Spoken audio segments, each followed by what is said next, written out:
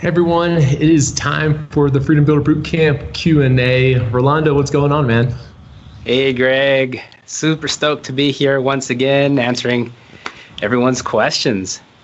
Good to see you as always. And if you don't know how this works, Rolando and I have no agenda except to answer all of your questions. So drop them into the chat box and Rolando and I will start picking them off both from the chat box and from the comment section. And let's get started. So Rolando, you want to pick our first question? Yeah, absolutely. We already got quite a few here. So Bebe asks, any recommendations for barcode, photos, and third-party inspections? To answer that, I would say barcodes, you definitely want to stick with GS1. So it's like gs1.us is where you go and you purchase those barcodes. That's just so that you could stay on the straight and narrow and not get into any troubles potentially with Amazon. How about, what would you recommend for photos, Greg? If you don't want to take them yourself, a good place to find a photographer is on the Jungle Scout Market. So if you go to junglescout.com, look under like resources, there's an area called the Jungle Scout Market. On there, these pre-vetted Amazon experts can advertise their services. And one of the good things about ordering on there is, one, they're just very familiar with Amazon because that's kind of what they specialize in. And then two, there's a whole bunch of reviews on there so you can start to see like who are the better photographers or not. And lastly, it looks like for inspections, I personally, and Greg uses them as well. He's the one who actually initially recommended them, was Kima. It's QIMA.com. And they've just been phenomenal. To me, I have no problems. They might be a little pricier than most, but you get what you pay for when it comes to inspection companies, and they are top notch. I get this thorough report breakdown of every detail, so I would recommend them for your inspections. It looks like Dan has the next question. Oh wait, actually we answered it, so we don't need to. We can skip that. Brian asks, if you plan to sell a product already sold by others on Amazon, do you still need a UPC from a GS1? So if you are creating your own listing, you always need an EAN or a UPC code. So if you're selling the same item on like a similar item on a different listing, so it's a brand new listing, you do need a UPC. If you're selling it on the same, you have the exact same product that already has the same UPC, it's not counterfeit or anything, in that case you would not need to order one. All right, looks like Brian has the next question as well. Can you use photos from other sellers when you are selling the same product, or do you need to do your own photos? Now, if you're talking about something like retail arbitrage, then you could actually use the same listing. That's what you're going to do with retail arbitrage, is you're actually you're all almost sharing the same listing. So yes, the photos that have already been uploaded and the text copy that's on the listing, that would be shared. And you're basically competing for the buy box. So it's a completely different business model, of course, than private label as well as wholesaling. So you can in those scenarios. Otherwise, if you are private labeling a product, then no, that would be that you would definitely need your own photography. In addition to wholesaling, the same, you would need your own product photography. Dan asks, if you're wholesaling and you land a product, can you sell on their listing, and can you make improvements to it? Can you also run PPC ads as well? I can take this one. So if you're, actually let me start by saying this. On Amazon, like sellers don't necessarily like own the listing, okay? So all listings on Amazon are for a specific UPC, and Amazon thinks about those as like their listing. So this is different than like what eBay is, okay? So if you have that product that's already on Amazon, and by that I mean like it has the same UPC, it's not counterfeit, it's like the product, then you would sell that on the existing listing on Amazon. If you make changes to it and it's a different product, and now this is its own product and its own UPC, then it would then it would typically be your own listing. The other option there would be like a variant on the listing that would be very similar to. All right, and next question goes to Coco. Hi JS team and Greg. I would like to know first, is China still a good place for sourcing now? So I'll let you take that one, Greg. Yeah, China's still the best place for sourcing. Just nowhere else in the world has the manufacturing infrastructure like China does. So it is still going to be the most common and the best place to source from. Yeah, I think we can leave it at that. And the second question, so there's 4. So be ready, Greg. What are the most important changes for the new Amazon seller? I'm about to start. What should I be aware of in the midst of the pandemic? The only I'll give this question to you too, Rolando, but the only one that comes to mind for me, like the difference of anything going on right now, is a maximum of 200 units for new SKUs. There's no other real changes that I know of that are due to the pandemic. Is that right, or am I forgetting about something? No, that's probably, I would say that, along with you're going to encounter delays. You definitely will encounter. So you're going to have your projected idea of when. Typically we say like 45 days to 60 days for your product to arrive. It may take a little longer just because of all these new checks that have to be done. So I would just say just kind of be patient, allow things a little more time for shipment. The 200 units, yeah, that's definitely for new sellers. That is something that's temporary, so it's nothing to be alarmed by. This is just due to COVID. So these are things that you just need to be creative. We actually have a video on YouTube. I'll try to find it and drop it in the comments here, which dives deep into this topic. Lenny shares some really creative ways of how to overcome this challenge. But yeah, I'll go ahead and get that out to y'all. And then it looks like the third question from Coco is, as a new seller like me, can you recommend any other reliable freight forwarders other than Freightos or Unicargo, which were mentioned in other JS seminars? One that I would recommend is actually Amazon's services. So if you go to, I might need to pull up my Seller Central to look at this, but it's called, I think, AGL. Let me log in and figure out how to get to it, unless you remember off the top of your head, Rolando. Unfortunately, I don't. But another good one that we could recommend would be Flexport. Freightos, it isn't actually a freight forwarder themselves. Instead, it's like a search engine for freight forwarders. So you're going to find a bunch on there. You can kind of think about it as like Kayak or Expedia or whatever for hotels. Freightos is that for freight forwarders. All right. And the fourth question from Coco is, the shipping fees have been substantially increased due to the pandemic. Is there any additional advice for new sellers to find a niche of products other than the information you provided in the boot camp training? Many thanks for your help and stay safe. You want to take that one, Rolando? Yeah, I would say, I don't know if everyone's aware, but there's actually a bonus section in the product towards the bottom. It's all the way towards the end of all your modules. And there's some different ways and different approaches Greg teaches for product research and to be able to identify products that may be more ideal, because if the shipping cost is what's concerning you, then these different tactics may apply.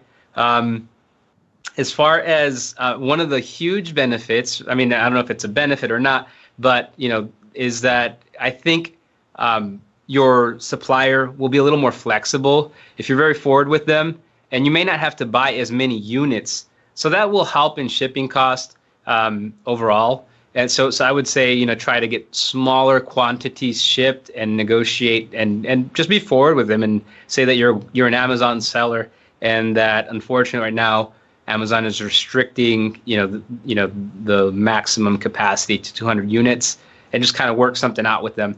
So I would think that would be one way to mitigate the shipping fees. I would say start there.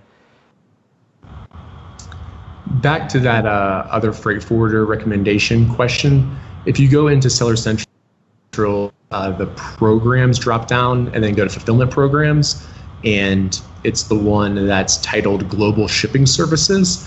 And it's actually pretty cool because this is a relatively new program, instead of having to use a freight forwarder, you can essentially drop off or like deliver your goods to Amazon in China, and they'll take care of sending them into the US, importing them, and then getting them all the way to their warehouse. So it's pretty sweet, and it's typically cheaper for people as well. So that's what I would recommend now.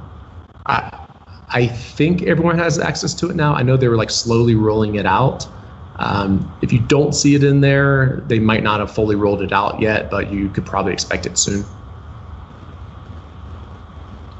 All right. Looks like now we're returning to the live feed. What we do is we take on the questions that were dropped in earlier throughout the week, and that's pretty much what we've been addressing. So now we can go into the comment section, and I see that everybody's giving us shout outs. Naz, Loretta, Kim, hi, how are y'all doing? Rob asks, when is Amazon Prime Day? Right now, Amazon Prime is, and keep in mind this could change because of COVID, but they've kind of leaked some details, and it's looking like October 26th. Does that sound right, Greg? Yeah, October 26th is what Amazon Prime Day is set to be. So keep applying those tactics of optimizing your listing, making sure that you have ample supply, either warehouse somewhere so that you can ship it in, and also obviously at Amazon's fulfillment center. So apply those tactics there. Angela has the next question. When reviewing a PPC automatic campaign, what do you do with 1, the poor performing keywords that are ASINs, and 2, the high performing keywords that are ASINs? You want me to tackle this one, Greg? Yeah, take it away. So with low performing keywords that are ASINs, you can negate them. So I would go in and make them negative exact. That's very important, because a lot of times you don't want to go like negative phrase or broad. You want to make sure that you put them in as negative exact. As far as the high performing keywords and ASINs, you definitely want to start extracting those and putting them into an exact match campaign. So your high performing keywords, put those, just kind of look at it like a separate altogether campaign, and you could put it with a separate budget that it's not going to, because it's probably a low volume keyword, but it's a high performing keyword. You're probably not going to be getting sales like consistently, but over time, the more keywords that you're putting into this exact match campaign, you can imagine that's where your bread and butter is. And so over time, you'll have some fantastic keywords to work with. For ASINs, I would do a product targeting campaign. I'm not sure if anybody's familiar with these. This is powerful, these product targeting campaigns where you can actually be displayed on that ASIN. Your product will be displayed there. So that's a good spot to put your high performing ASINs. All right, Rob asks, when should we put in a order to prevent going out of stock for Chinese New Year? Yeah, so Chinese New Year, you can kind of think of it as the month of February, and the factories will be manufacturing up until then. However, that's going to be a very busy time of year for them because everyone tries to get their orders in before Chinese New Year. So I would recommend probably putting your order in by, let's say, the beginning of November. That would probably be the latest you would want to put it in to kind of like guarantee that you could get it shipped before they went on Chinese New Year. Awesome. All right. Next question. Angela asks, have you noticed suppliers requiring different payment terms for FOB during COVID? I have a new product, and the two suppliers I've chosen have both asked for the balance to be paid before delivering the product to my freight forwarder at the port. So typically, oh, go ahead, Greg. Either us. I don't think that's a change during COVID. It is fairly common with new relationships with factories to have to pay the balance before they deliver it to the port. Once you establish a relationship, it's much more common to pay the balance while the goods are like on the boat, because if they don't release the like the telex release, then the port's not allowed to give the goods to you anyways. So that still protects them, but it's not that uncommon to have to pay the balance like when the goods are done, when they're being delivered to the port, essentially.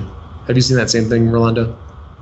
Yeah, no, I think that's the common practice. So yeah, I haven't seen anything change with as regards to like COVID. I've had several products shipped, and everything seems to be the same. Like I said, the only thing I've been experiencing is the delays, very long delays. And I'm just patient and just wait. That's all I could do. All right. Elvis said, is UPC mandatory or just the Amazon provided FNSKU enough? If you are creating a new listing, which you will want to do so if you're private labeling, then a UPC is mandatory. Angela asks, what's the best thing to do with your listing if you are about to or actually do run out of stock? Should you close the listing? No, you don't need to do anything. Amazon automatically suppresses your listing, so it's not really going to show up in search results when people search for it. Amazon's going to want to show listings of items that are in stock. Loretta says, go ahead. Good.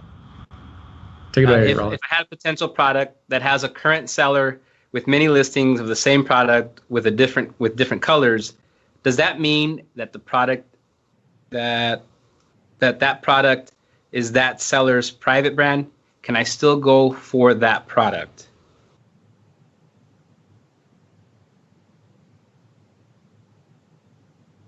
Let's see.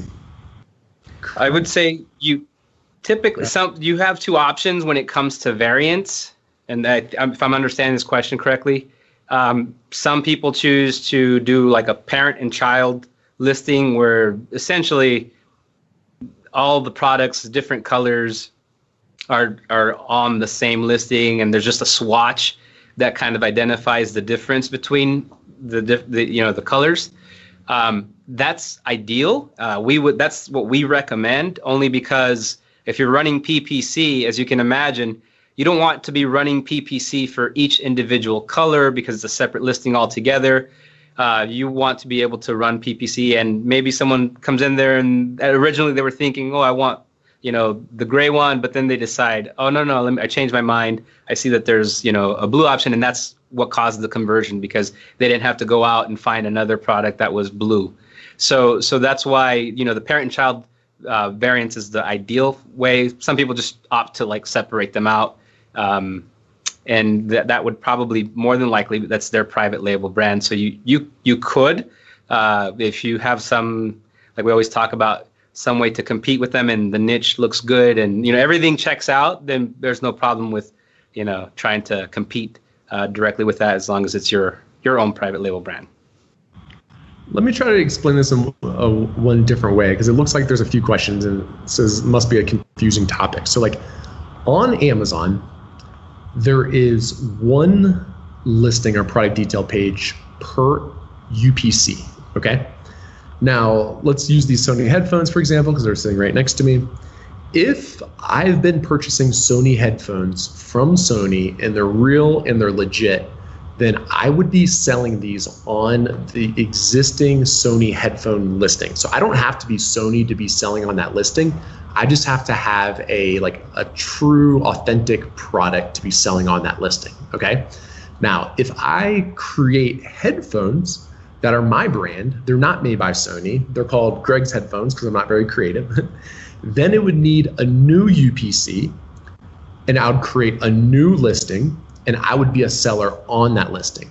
Now, since I don't sell the Greg headphone brand headphones to anyone else, no other sellers should ever be on that listing. But if I did start to sell my brand products wholesale to other people, then they would be selling their product on the Greg's headphones listing. So hopefully that makes sense. Like, I think the important differentiator there is, like, if you make a similar product, but it's your own, it's a new listing. If you're selling the exact same product with the same UPC, then you're going to list on the existing listing on Amazon. Excellent. Naz asks so there's a couple of questions here, a few questions. First is, if we follow the course step by step and spend about 10 hours per week, how long does it take on average to launch? We've had students in the course that have launched within, and that have completed all the steps, right? They literally, and this is wild, but they finished the entire course in a week. Like, they sat down and they went through, and they just took massive action. More than likely, this isn't their side hustle. So I got to give the precursor. Like, if this is your side hustle, it's going to take a little longer. If this is like your full-time commitment, that will obviously speed things up. And so they've been able to launch within a month. And so I would say, if this is a side hustle, give it 2 to 3 months. If you're spending, you can't spend as much time. So yeah. The second question from Naz. I don't know if there's anything you want to add to that, Greg. No, I think that's good. The next one is, does the course cover the categories that are restricted? Yes, there is a video in the Freedom Builder Bootcamp that shows you how to check whether or not the category is restricted for your account. So the reason that that's the best way to go about it is, over time, the restrictions change. They even change depending on the time of year. For example, like, you can't create a new listing in toys like in November and December if you're a new seller. So in there, it shows you how to do it, but the short of it is, you, let's see if I remember this correctly, you go in to create a new listing, and when you do so, it will show you in your account which ones are locked that you can't create a listing on and which ones work. Yeah, absolutely.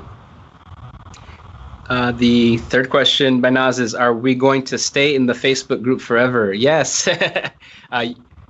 You absolutely are. You have lifetime access to the course content, and we're continually adding new videos and uploading new content. So you do have lifetime access. The goal of this course, of the Facebook group, is this community element. We talk about, everybody, helping one another. Of course, we have our own staff in there. I hop in there, Greg hops in there when we can, but definitely it's this community aspect of being able to help one another, encourage one another. I encourage you to share your stories. I've met with several of you, and many of you have had success stories. I would love to see those success stories in the Facebook group. I don't want to call anybody out, but definitely you will have lifetime access. Looks like the last one from him is, would you suggest launching before the Q4 ends as a first-time seller, or wait till after? The best time to launch is as soon as possible. We always get this question. It seems like people are always trying to find a reason why they should delay. There's no reason ever to delay. The best time to launch a product is as soon as possible. This kind of tags along with that. Wakar asks, do you recommend to launch new products in Q1 now due to the limit forced by Amazon? Same, I would just kind of add to that what Greg says. The best time was yesterday, so today would be the next best day. And so just, don't delay based on those issues. As you know, there's been, ever since this COVID pandemic hit, it looks like all sellers have been able to adjust, and that's entrepreneurship, is the ability to to see what's happening and just make a decision on what changes need to be applied and how to navigate the whole process. Amazon is booming, so that's to our advantage, where we actually are experiencing increased sales volume. There's just these delays that Amazon is experiencing because of the demand. So it's almost, I know it's a negative, but it's a positive in light of like being a seller. Bebe Jones says, any recommendations for logos, photos, barcode? I guess they're asking for recommendations for all three of those. Logos and photos, you can check out the Jungle Scout Market. So you go to like market.junglescout.com. There's like hundreds of providers on there for logos and photos. So you can read through the reviews, see who you like best, and you could hire them for your logos or photos. As far as barcodes go, I guess there's two aspects of that. One is getting your actual UPC number, and for that we recommend GS1. After you get your GS1 UPC, they'll have like a template barcode, but you could also actually just enter that number online on barcode generators, and it would spit out the same barcode that would be scannable by any barcode reader. All right. Angela asks, are you sourcing from countries other than China, or do you intend to? I personally do not. I've been able to find everything I've wanted from China. Granted, there's negotiating involved, and there's the idea of constantly looking for suppliers, but I haven't had a problem. However, we recently ran a report, or if you go to junglescout.com, there's a report that we recently launched that talks about how during this whole pandemic, different vendors have gone to different countries to find solutions, and it's a new trend that's happening, definitely. I think I would say that everyone wants to source from other places than China, but it is very difficult to find factories outside of China. And I'll drop the report in your question. It's the Global Imports Data and Trends report. So I'll go ahead and put that in your question. Drop that in here.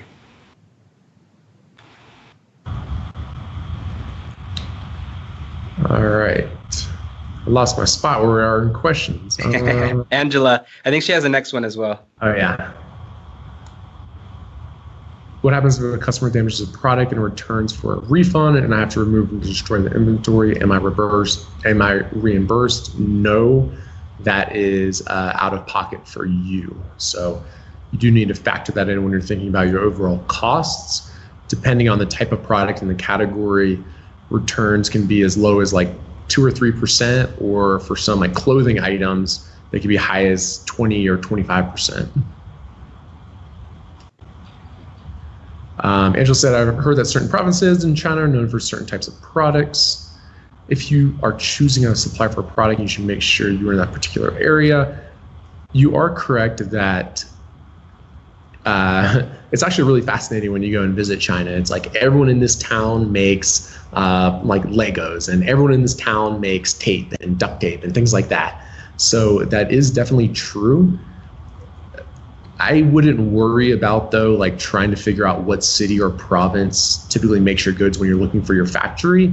It's just kind of like chances are your factory is going to be there anyway. So I don't know if you necessarily need to like research that before you are looking for a factory.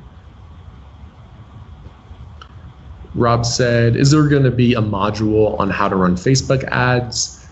My experience with running Facebook ads for Amazon products they've essentially just never been profitable. I've never been able to make them profitable. So it's just not something that I recommend because I've tried a lot. I've tried optimizing them a lot. I've tried sending them landing pages or straight to Amazon. So since I don't recommend it, no, we're not going to record a module on it. I don't know. Did you? I don't know if you were able to address Rob's question earlier, but I want to do editorial recommendations. Editorial recommendations. My product does not do the 30,000 a month yet, Can I still sign up for it? So Rob's referring to, we had a webinar, a live webinar yesterday, or a premiere of a video where Lenny goes over how to use a service of a company that we've recommend, HBW, and be able to get editorial reviews. Because if you're not familiar with the process, editorial reviews, they're these banners, almost banner ads that lists out a product and several products. In many cases, it may be 3 to 7 products, and they're just giving a recommendation. It's a third-party publisher that essentially does this, but HBW has partnerships with various publishers and can get several companies. But there is criteria. There's a lot of criteria to be able to take part of that. I will provide you the link, Rob. My best recommendation is to just submit the different your input, and HBW will actually be in contact with you and let you know if it's a good fit for you. So, and there's no cost to do that initial process of just identifying if it's a good fit, and if not now, then also something to consider down the road. So I'll drop that link for you. Angela's next question's around support for Freedom Builder Bootcamp members. Yes, we do still have email support. I acknowledge and I apologize that it has not been up to the standard that we expect or that we intend to provide for you all. We lost a couple of our support agents that were kind of like our biggest Amazon experts, who are the ones helping answer a lot of the questions. So sometimes now what's happening is we'll have to they need to get help by bringing in other people. Long story short, it's something that I'm aware of and we're working on very quickly, and I apologize. And hopefully pretty soon it'll be back to the kind of the support levels that we expect. Is there a cutoff to send units into Amazon for Q4? There is not a cutoff, but keep in mind that Amazon is already slammed and they get extra slammed during Q4. So the sooner you send them in, the better, because there are going to be delays for getting them kind of like brought into their warehouses. Okay, Brian asks, sorry, first call for me. No reason to apologize. Are these calls recorded to be watched in the future? Absolutely. They remain here on Facebook. So if you go under the announcements tab, you can see all the past Facebook Lives that we've had. In addition to that, there's a bonus section, bonus live coaching session, and you'll see all the past recordings there as well. And those are lightly edited. Nothing major in terms of changes. Maybe just the question is posed at the bottom, but that's yeah. You could definitely go in there and watch all past lives as well. All right, we're starting to get a huge backlog of questions. I'm going to try to answer. I'm going to try to like bang through a bunch and just try to answer them really quickly. Brett, just getting started. Better to have separate brands for each category. One brand to cover all the categories. I'd recommend one. That way you don't have to worry about getting all of them trademarked, because a trademark's required to get brand registry. Dan said, if you're wholesaling and you land a product, can you sell on their listing? Yes, you can. Can you also run PPC ads for their listing? Yes, you can. When a customer clicks on your PPC ad, you'll be the one that controls the buy box. Susan says, sales tax. If my product is sold through FBA, FBM, sold to a store that displays and sells products, sold to a friend, in each one of these cases, who collects the tax and sends to the government? With Amazon, they collect and remit sales tax for you in like almost every single state now. That didn't used to be the case, but it is now. If you sell so I'm not a tax advisor, but number 3, you sold to a store. It's my understanding that the store is purchasing wholesale and they're tax exempt. If you sold to a friend or neighbor, realistically, you're probably just not going to collect sales tax. But if you're going by the letter of the law, it would be up to you to collect and remit it. If wholesaling, do I need to create a store? No, don't worry about it. Most customers never go to the stores anyway. Dan says, when wholesaling, how do you obtain a locked-in commitment with the manufacturer, have a verbal agreement over the phone? Do you have a contract that we should use? Typically, the wholesaler has the contract, but usually a written email would be good enough. Rob said sales have been slower. What's the best way to increase sales? The most effective way is going to be optimizing and working on your PPC. So that's what I'd recommend. Susan, Vine program, my business partner can't do it because they're not brand registered. That's correct. Since the beginning of the Vine program, you've always had to be brand registered. Brian says, so if selling a product already on Amazon, how do you get the UPC for the existing UPC to set up the item for sale? It is written underneath the barcode on the packaging of the product. That would be the easiest place to find it. Are there any events that you recommend to attend? All events right now are canceled. So yes, there are some that I do like, but I guess we'll see when or if they come back. Dan says, does it make sense to private label while wholesaling? Yes, you can definitely do that. A lot of people do. Is there a video specifically on this topic? We have videos on our YouTube channel about wholesaling. I'd recommend just kind of watching those, and you should be able to learn everything else from Freedom Builder Bootcamp. Marjorio, my question's around selling 2 different products together to make a gift. How do I register this product? You would bundle these together, wrap them up, send them into Amazon in that bundled way, and it would need its own UPC and ASIN. Dan says, please consider more of these informal meetings. He really likes them. Angela says, when I print the FNSKU label, the full product title is too long to appear under the barcode, so it starts and ends. The title doesn't make sense. The title doesn't matter. You could actually even fully remove that, and it doesn't affect anything on Amazon's system. So some people actually just like print just the barcode on their packaging, and they get rid of that whole little title thing. Do you have any recommendations for 3PLs in Canada or maybe California? I don't know which one it is. But I would recommend Amazon's shipping services. That's under fulfillment programs, under the programs tab, or finding a freight forwarder on Freightos, because you get a whole bunch of quotes and you see which one's the cheapest. Susan says, there's something called Jungle Scout Cobalt. If yes, what is it? Yes, Jungle Scout does have a tool called Cobalt. It is a software tool designed for large brands or big companies. So if your company is doing 10 million a year or more, I would encourage you to reach out and get a demo for it. It's designed and helps these large brands, really large companies win on Amazon. Will there be another coaching call before Prime Day? Yes, there will. Rolando, why don't you take a few of these? Why don't you take a few of these?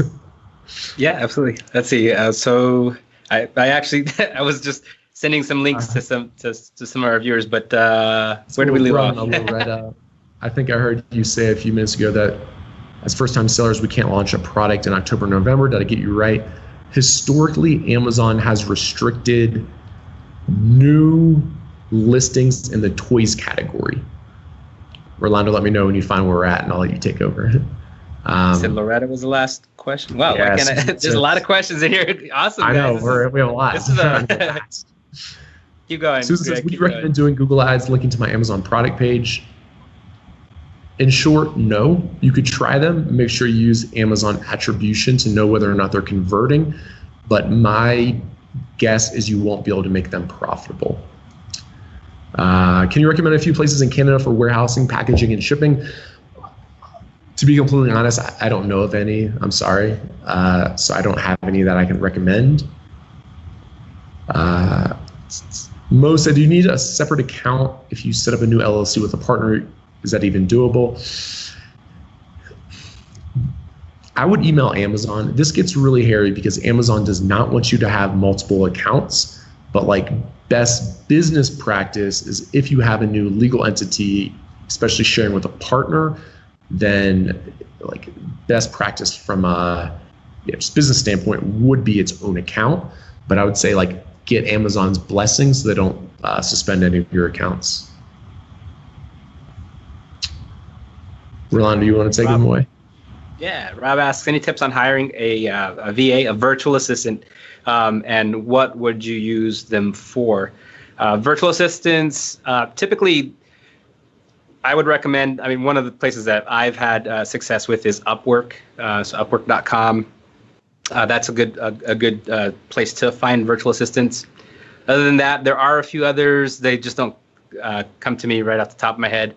But what I recommend, what you would want to outsource, one of the main things that I would recommend is PPC. And so for PPC, I wouldn't go to Upwork. I would actually recommend, Jungle Scout Market. There are several, these are freelancers that essentially are dedicated to like Amazon sellers. So I would definitely recommend that being outsourced. The product research phase, that's always going to be your responsibility. I always recommend making that a skill set that that you're solid in and that you have no problems. What would you outsource, Greg? A common thing to outsource first is answering any messages you get, like support messages through the buyer seller messaging platform. Other than that, you can be thinking about what takes up a significant amount of time for you, which is usually a task that like you have to do the same task kind of over and over. Think about what of those things that you're doing and you don't like, and those would probably be good activities for you to try and outsource. Coco says, as a new seller like me, can you recommend any other reliable freight forwarders other than Freightos and Unicargo? We've talked about this a few times. Flexport is good, so you can check them out. I've also talked about this new fulfillment program in Seller Central. So you go to the Programs tab, it's Fulfillment Programs, scroll down, and it says Global Shipping Services. Amazon offers very competitive rates, and they remove a lot of the headaches for you because you just deliver it to Amazon actually at the port in China, and they ship it into Amazon's distribution centers from there. So that's pretty sweet. You don't have to worry about like missing appointments or whatever. It's great. Can you make a video on Amazon Live? To be honest, I haven't done Amazon Live. Have you, Rolando? I have not. It's definitely something worth looking into, and be able to, and then we could dive into it for sure. Dan asked, can you please weigh in on prep centers? I've always had my freight forwarder do my prep for me. So for example, if I have to receive a container, unload it onto pallets, and then ship those pallets to different distribution centers, they're the ones that do that. If you're talking about more significant prep, then you might need someone besides your freight forwarder. But I would strongly recommend trying to get any other work done like in China or wherever your factory is at, instead of trying to hire a prep center in the US. Dan then said, how come it's like so dang long to get a trademark? Dealing with the government organization. They're slow. I don't know, man. There's not much we can do about it. And I can imagine that COVID added to the mix doesn't help. So, I mean, usually in general, it took like six or so months, but now it's probably a little longer. So yeah, who knows if they're even, I didn't even think about that. That's probably terrible. There is, I would recommend checking out the Amazon IP Accelerator program. It's pretty sweet because you don't have to wait until your trademark is registered. It just has to be filed by one of their approved attorneys. And then through this program, you can go ahead and get brand registry without having to wait for your trademark. Oh man, now we're out of questions. You Before we had like 100, I was like, oh gosh, we'll never get through these by the top of the hour. That's amazing. Awesome. Wow, we're out of questions. Any other questions? Dance, I know about accelerated program, but the cost, yeah, of course, that is definitely the downside. Are they allowing new Amazon sellers in fourth quarter? Susan, I have not seen any information to say otherwise. I'm trying to think. I don't think they limited new sellers last year, but the year before, Q4 2018, I remember that they were limiting them.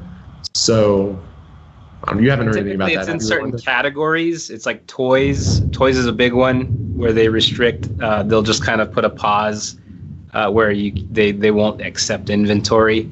So it's on a category basis. And yeah, unfortunately, they don't give us advance notice as to how they're going to do this. This freeze, I guess you could call it. Loretta said, "Oh yeah, you suggested in one of your webinars that we can send in our new product for recommendations." What Rolando and I have done in the past is if you send them to us through Facebook Messenger while we're live, we can open it up on Amazon and take a look at it.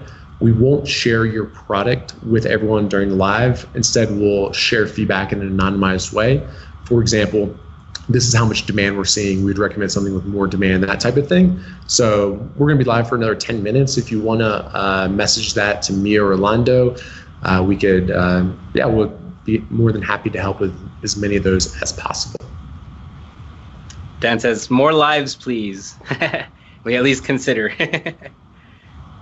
So we were doing these weekly, and the consensus was everyone was telling us to switch to a monthly cadence. So it's hard because that was the original. That was what we were doing these weekly, and then now we're down to monthly. It really came down to the fact that when we were doing them weekly, people just felt that they weren't up to speed, and they didn't have many questions. Many of those live events we'd have to cut short. There just wasn't enough questions. But as you can see, by doing it monthly, we can actually fill up the entire hour with questions.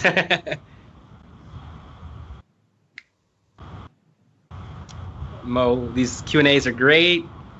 Elvis, is Amazon still having that 200 unit limit? If so, then will Amazon's fulfillment shipping services take that into account? It is. At the moment, it's still in play. Amazon's fulfillment centers, when you go to create a shipping plan, will immediately, will give you a red flag and tell you that you've exceeded the limit of like 200 units. So yes, it does in the shipping when you're creating the shipping plan. Rob asks, how are your sales in the last couple of weeks? I will say that if you're experiencing a dip, we're going through like the summer doldrums. So it's like historically, like since the dawn of time, summer tends to be a little bit of a lower lag in terms of sales. And then immediately you have come October is when things start to pick up. So, hang in there, Rob. I know that we all experience the summer doldrums, but in the end, it picks up, and it picks up fast. So just be ready.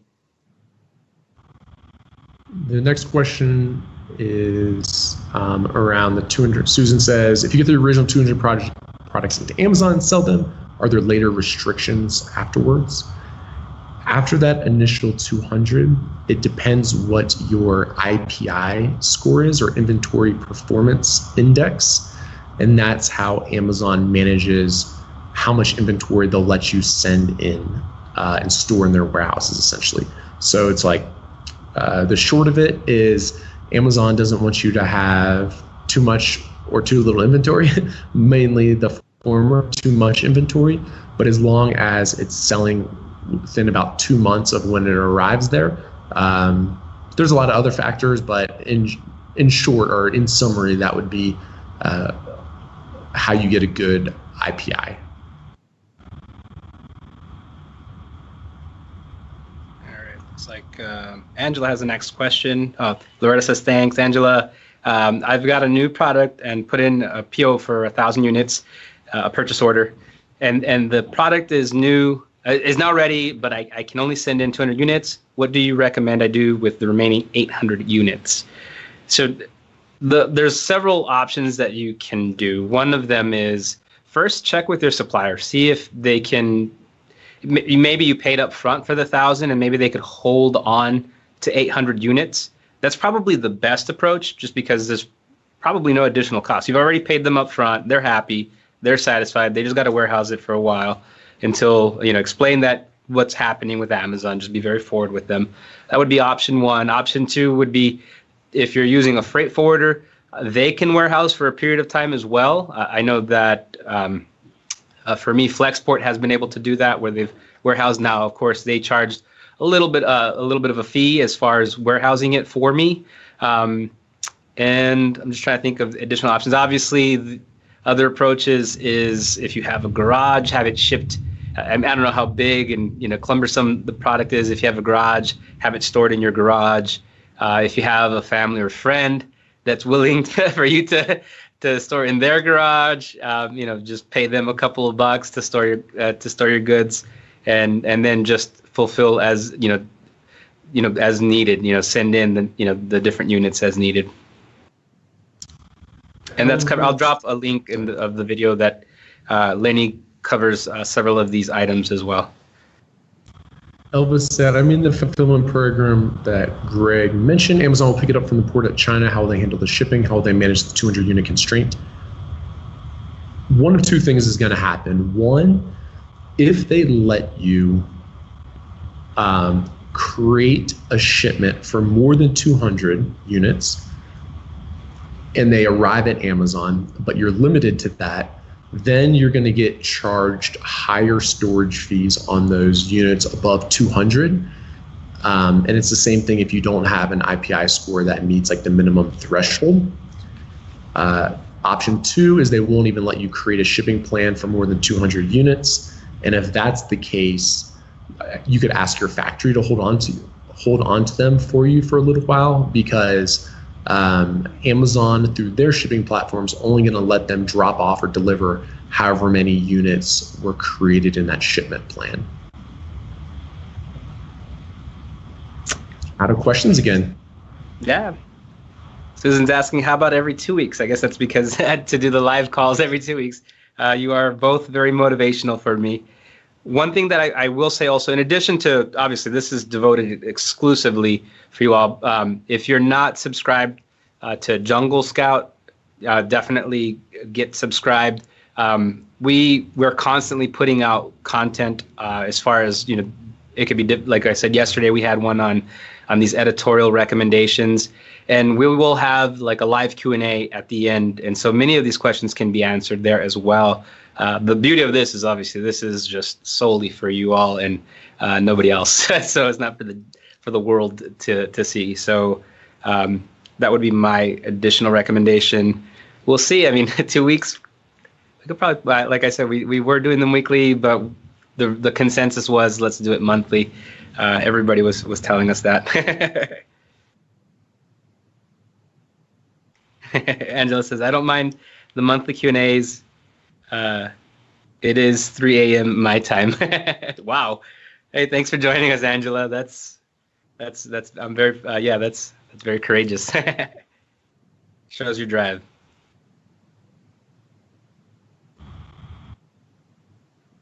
We're getting some couple more questions here. Arl is asking, 30% of the packaging of my product was damaged during the air freight. Do you suggest I file a claim with the air freight company for the damaged packaging?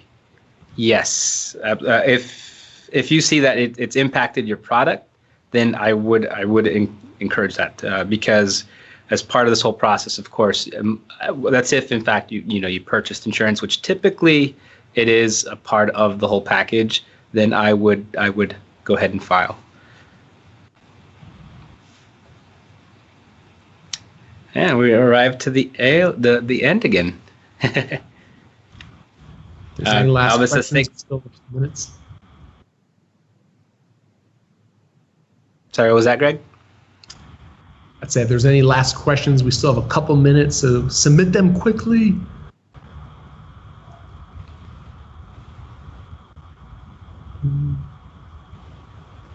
Dun dun dun dun dun dun dun. Guess that's a wrap. Oh yeah, now people are saying thanks. So, all right, we'll go ahead and wrap it up then. Thank you all very much for sticking around. We've enjoyed answering your questions. Best of luck in your Amazon journey, and we will see you next time. See you, Rolando. Thanks, everyone. Take care, Greg. Keep crushing it, Freedom Builders.